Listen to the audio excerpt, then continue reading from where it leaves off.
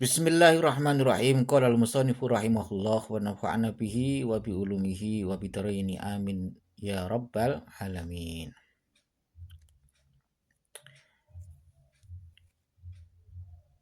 Saudaraku yang dirahmati Allah Subhanahu wa taala, bahwa setiap kemaksiatan, setiap dosa, kedurhakaan yang dilakukan seorang hamba kepada Allah Subhanahu wa taala masih bisa diharapkan taubatnya, masih bisa diharapkan kesadarannya dan kembali kepada jalan ketaatan kepada Allah Subhanahu wa taala selama kemaksiatan, kedurhakaan, dosa yang dilakukan seorang hamba ini tidak dilandasi, tidak didasari karena kesombongan.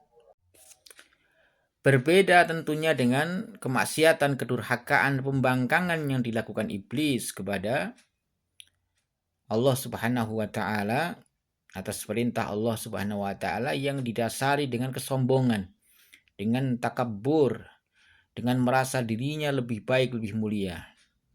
Maka itu sangat sulit sekali dan tidak bisa diharapkan untuk bertaubat atau kembali kepada jalan yang benar. Bahwa kita mungkin pernah mendengar sebuah cerita yang disampaikan oleh para kiai, ustadz, ulama, mubalik, penceramah yang menceritakan tentang bahwa iblis dulu pernah menemui Nabi Musa untuk meminta agar disampaikan kepada Allah Subhanahu wa taala bahwa dirinya ingin bertaubat. Maka pada konten kali ini izinkan Al-Fakir ini untuk share, berbagi tentang referensi daripada hikayah itu, yang dalam hal ini Al-Fakir temukan salah satu mungkin hikayah cerita ini tidak hanya tercantum dalam satu kitab saja, tetapi banyak diceritakan di kitab-kitab yang lain. Tetapi dalam hal ini izinkan saya share, berbagi referensi dari kitab Al-Mukassafatul Qulub. Kitab Al-Mukassafatul Qulub, kitab Mukassafatul Qulub adalah kitab yang dikarang, ditulis oleh Al-Imam Abu Hamid Muhammad bin Muhammad Al-Ghazali, Al-Hujjatul Islam, yang ditulis oleh Al-Imam Al-Ghazali. Di sini diceritakan terdapat hikayah, diceritakan bahwa anna iblisa ja'a ila Musa, bahwa iblis pernah datang kepada Nabi Musa alaihi salatu wasalam. Kemudian faqala lahu anta alladhi istafaqallahu bi risalatihi. Kemudian iblis ini mengatakan, engkau adalah orang yang sudah Allah pilih menjadi utusannya. Dan wakala maka takliman, dan kemudian Allah sudah bercakap-cakap langsung denganmu. Takliman artinya ini salah satu kelebihan yang diberikan Allah kepada Nabi Musa yang dijuluki Kalimullah, artinya yang bisa bercakap-cakap langsung kepada Allah Subhanahu wa taala. Tentu bila kaifin kita tidak bisa menggambarkan seperti apa. Faqala lahu Musa, na'am. Kemudian Nabi Musa alaihi salatu wasallam menjawab pertanyaan iblis, na'am, betul. Kemudian faman alladhi turiduhu ya hada.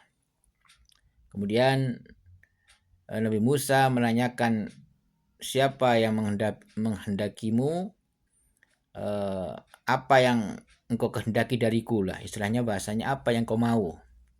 Kemudian bertanya, waman anta, khabar muqaddam mubtada muakhar. Waman iku sapa anta utai sira, kamu siapa? Faqala iblisu.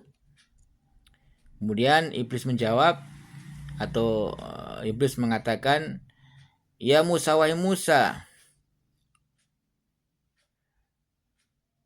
kul li rabbika khalqun min khalqika. Sampaikanlah kepada Tuhanmu wahai Musa bahwa aku adalah makhluk dari makhlukmu, atau ada makhluk dari makhlukmu yang di situ qad sa'alaka at-taubatah, yang di situ meminta kepadamu agar diberikan taubat.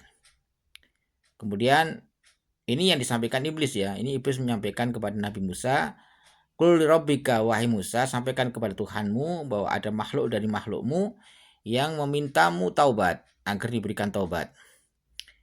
Kemudian fa'auhallahu ila Musa. Kemudian Allah memberikan wahyu kepada Nabi Musa saat itu. Qala lahu, Allah mengatakan kepada Nabi Musa, inni qad istajabtu laka fima sa'alta, bahwa aku akan mengabulkan apa yang kamu minta, wahai Musa. Kemudian wamurhu ya Musa. Kemudian kamu perintahkan kepada iblis, wahai Musa, agar ayasjuda liqabri Adama. Ya, agar iblis ini mau bersujud di kuburannya Adam alaihi salatu wassalam. Maka faida sajada lahu qabiltu taubatahu. Maka di saat iblis ini mau bersujud di kuburannya Nabi Adam, maka aku akan menerima tobatnya. Wa ghafartu lahu, dan aku akan mengampuni dosanya. Wa ghafartu lahu dunubahu. Wa ghafartu lan ngapura ingsun lahu maring iblis dunubahu ing pira-pira dosane iblis. Kemudian setelah itu fa'ahbiruhu Musa. Kemudian Nabi Musa menyampaikan wahyu yang diterima dari Allah Subhanahu wa taala kepada iblis. Yaitu menyuruh agar bersujud, iblis bersujud di kuburannya Nabi Adam. Maka di saat disampaikan itu fagodoba iblisu. Iblis sangat marah sekali, dengan marah yang sangat.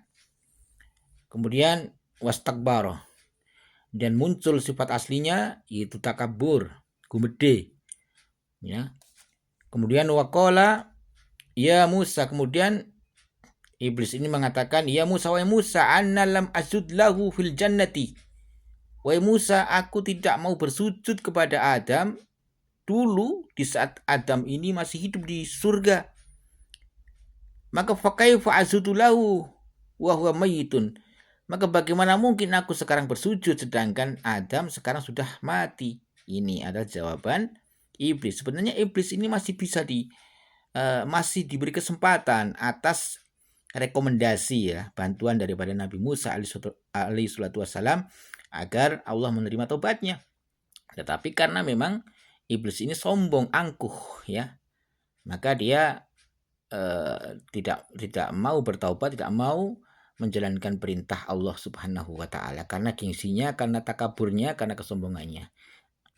Pelajaran apa yang bisa kita ambil dari hikayah ini adalah bahwa sebesar apapun dosa yang kita lakukan, kemaksiatan apapun yang kita lakukan, selama kita ini masih merasa dhalamtu nafsi, Rabbana dhalamtu nafsi, ya Allah, merasa diri ini zalim kepada diri sendiri, bahwa masih merasa bahwa apa yang dilakukan itu bukan karena kesombongan, bukan karena keangkuhan, bukan karena menantang terhadap azab-azab Allah ataupun siksa-siksa Allah, maka masih bisa diharapkan taubatnya. Artinya Allah masih membuka lebar-lebar pintu taubat. Mohon maaf atas segala kekurangan, kesalahan, baik dari segi bacaan ataupun dari segi i'rabnya, dari segi tarkibnya, dari segi muradnya, ya.